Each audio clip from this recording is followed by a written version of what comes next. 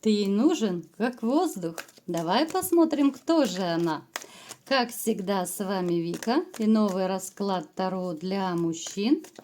Настраивайтесь на расклад. Для энергообмена ставьте лайк, подписывайтесь на мой канал, делитесь видео с друзьями. И смотрим, в каких энергиях вы находитесь.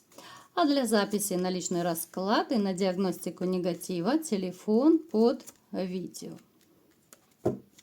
Вы человек, который переживали много моментов предательства в вашей жизни. Знаете, после того, как вы все это перенесли на своих плечах, хоть и довольно сильный вы мужчина, самодостаточный мужчина, много чего добились, да, вот вы вообще такой любитель комфорта. И вы этот комфорт создаете уже сами себе. И довольно неплохо начинаете себя чувствовать вот в одиночестве. Хотя когда-то вам могло казаться, что да нет, я без женщины не могу, мне нужна половинка обязательно, да.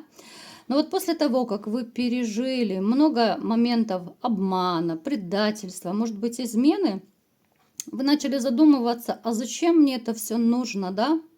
С одной стороны, да, вроде бы иногда ёкает сердечко, хочется любви, а с другой стороны, вы сами себя как будто очень быстро осаждаете, отрезляете, да, вот подавляете вот эти вот все какие-то внутренние желания, порывы, потому что уже не хочется наступать на те же грабли, не хочется обжигаться.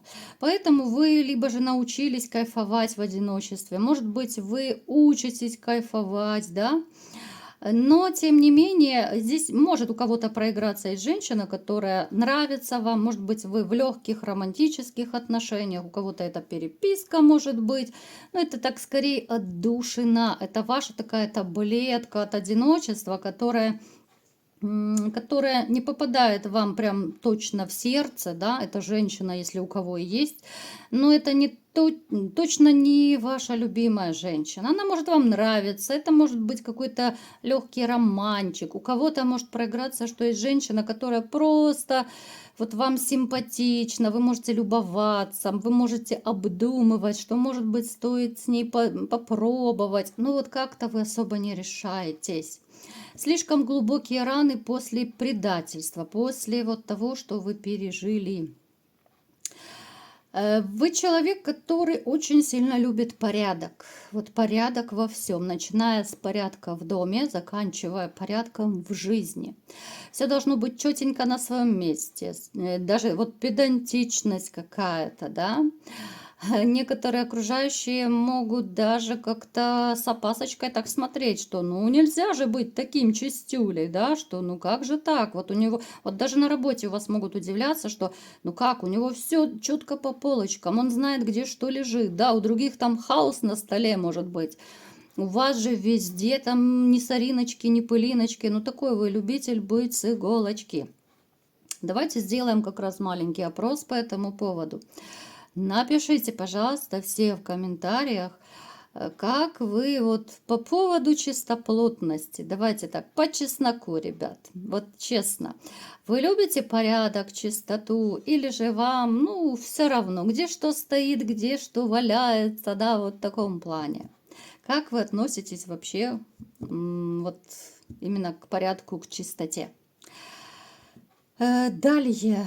Довольно неплохо, в принципе, вы зарабатываете, либо же у кого-то может просто проиграться, что накопление. Да, вот деньги, в общем-то, есть. Я не скажу, что вы бедствуете, но, в общем-то, как-то на самого себя и тратить особо не очень-то интересно, да, могут мысли порой закрадываться, что намного приятнее тратить деньги на кого-то. У кого-то из вас связана работа, может быть, с дорогами, с какими-то перемещениями. Вы можете сейчас даже быть где-то вот в другом месте, не там, где вы живете. Это может быть отдых, это может быть командировка, либо же куда-то в гости, может быть, к родственникам поехали. Может проиграться, что у вас есть своя машина, но вы ездите очень аккуратно. Вы не лихач, вы не Шумахер точно. Но вот какая-то такая, знаете, приземленность, то есть вы включаете мозг, да, вы понимаете, что если я буду лихачить, это могут быть последствия с бедствиями. И, в общем-то, это правильно. Что еще нужно знать? Вы человек, который, знаете, опять же показано, вот если вы любите, ну, каждой клеточкой, да, вы привыкли вот как-то растворяться в женщинах. Ну, я имею в виду в любимой женщине, вот когда вы влюбляетесь, да, вот она становится, ну, вашим таким солнышком, центром вселенной. Но вы не умеете быть с другим, вот не умеете. И вот вы выпали императором, да, император это довольно сильная карта, это человек, который привык держать все под контролем, но когда вы влюбляетесь, ваша вот эта вот маска такая императорская, да, она непонятно куда девается. Вы становитесь самим собой вот только, наверное, рядом с любимой женщиной.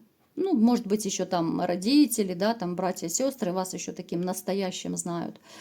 Но вот маску императора вы можете снять только рядом с женщиной, которая сможет вас приручить. Вы об этом знаете, вы этого даже опасаетесь немножко, потому что не хочется показать свою уязвимость. Тем более, что вы уже пережили непростые моменты, которые вас заставили, может быть, еще больше закрыться от окружающего мира, да?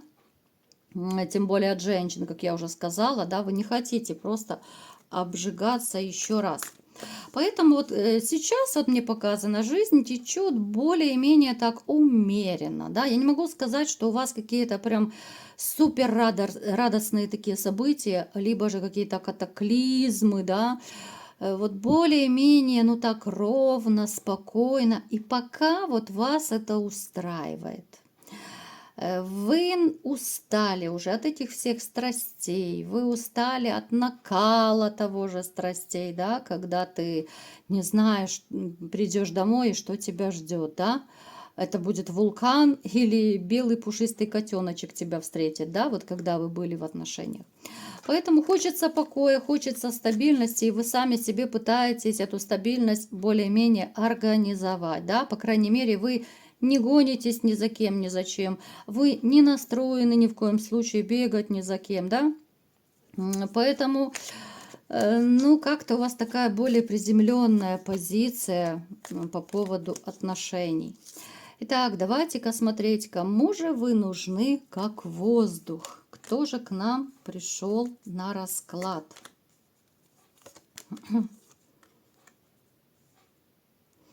Мне сразу почему-то показывает, что вы не верите, что есть такая женщина, которой вы нужны как воздух, ребят. Вот вы не верите. Вот нам сейчас опять-таки, да, я у карт спрашиваю, кому вы нужны как воздух, а у нас как будто продолжается сигнификация, показывает ваше вот внутреннее состояние. Так вот, смотрите, судя по тому, что я сейчас вижу, да, кайфовать-то вы кайфуете, но этот кайф, это как будто ваша маска, защитная маска. Вот ваши вот эти вот несколько карт, это ваше внутреннее состояние настоящее. То, что вы можете ходить, улыбаться там в короне, что мне все пофигу, а вам-то плохо на самом деле одному. А вам-то плохо без любимой женщины, а ваша маска вот самодостаточного такого очень сильного, уверенного в себе мужчины, это всего лишь маска, ребят. Ваша уязвимость настолько сильна, настолько глубоко вы переживаете свои такие вот одинокие вечера, может быть, да, свою такую закрытость, замкнутость, может быть, да. Вот видите, как буквально несколько карт могут перевернуть всю картину расклада. Я почему-то думала, вот, ну, судя по началу, по первым картам, что действительно вы кайфуете, а это оказалась масочка, ребят. А у вас-то душа болит, а сердце плачет. А ну-ка, признавайтесь. Давайте разбираться все-таки. Есть женщина, которой вы нужны как воздух или нет? Знаете, сейчас вы будете немножко в шоке. У кого-то проиграется, что есть женщина, которой вы нужны как воздух, но это женщина, с которой вы уже расстались. Это может быть для кого-то странно звучит, да, потому что она сама накосячила, она сама предала, обманула. Но именно это расстояние, эта пауза, этот развод, разрыв как раз и стало той отправной точкой, когда человек все осознал, да, вот страх потери. Если раньше она могла, допустим, там гулять, кутить, могла все что угодно чудить, да, обижать вас там, унижать и так далее. Тогда она как-то не заморачивалась. Она думала, да, он меня любит, все сойдет, я что хочу, то и делаю, куда хочу, туда лечу, он меня любит, он мне все простит.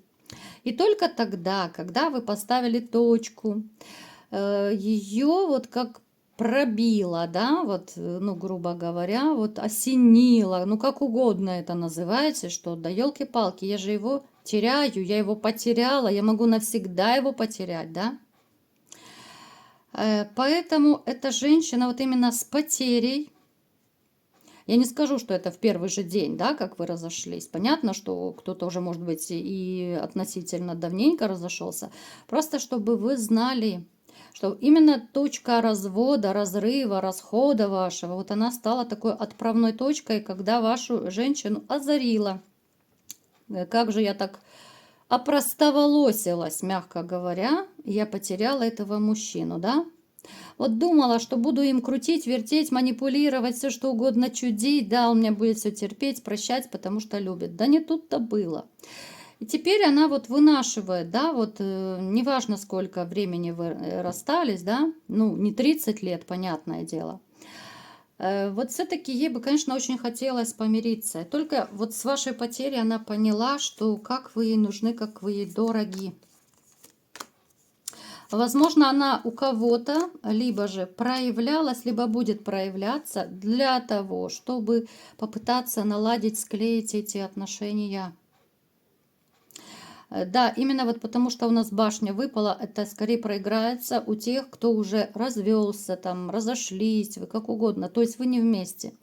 Именно с этой потери она осознала, что она вас любит, и она хочет начать все с чистого листа. Она это осознала. Поэтому, ребят, если вот кто-то из вас мечтает все вернуть, у вас есть шанс. Давайте дальше смотреть, да, поскольку у нас общий расклад, у всех не могут бывшие хотеть вернуться, да. Поэтому давайте еще посмотрим, кому вы нужны как воздух. Ну, однозначно, еще какая-то женщина есть влюбленная. Но главное, что не мужчина, да. Так, мои хорошие, это женщина одинокая, это женщина, которая, она такая, знаете, она может быть даже старше немножко вас. Она может внешне казаться вот какой-то нелюдимой, закрытой. Это не значит, что она там стеснительная, нет. Просто она не такая общительная. Она вот почему-то у меня ассоциируется с каким-то таким, знаете, очень умным человеком, мыслителем. Она такая вот, ну, слишком серьезная, что ли, да. Но эта женщина, вот она никогда не покажет, 100% не покажет свою влюбленность, потому что вот, а давайте уточним вообще, почему. Потому что, опять же, ей когда-то делали больно. Она боится, что если она к вам проявится, ну, как бы хоть как-то намекнет про свои чувства, да, там, хоть глазком как-то моргнет вам, и здесь может что-то не получиться, да, и она боится этой боли, она боится то, что вы ее отошьете. Даже если вы культурно ее отошьете, она ужасно этого боится. Но надежда у нее есть. Надежда есть, что а вдруг вы все-таки как мужчина заинтересуетесь ею. Женщина влюблена, причем влюблена в вас, ну, здесь такое большое, глубинное, серьезное чувство. У кого-то может проиграться, что вы либо очень мало с ней общаетесь, либо вообще не общаетесь. То есть вы можете быть, ну, чисто так, как-то шапочно знакомы. Вы можете так, ну, здравствуйте, до свидания, да. Неважно, где она может проиграться, на работе, не на работе, это общий расклад, мы сейчас не об этом. Но эта женщина Она, знаете, она может иметь очень грустный взгляд. Она может иметь такое грустное лицо. А обычно мужчинам, ну, не хочется знакомиться с такой женщиной, которая вся такая грустная, подавленная, да, ну, вы это прекрасно знаете.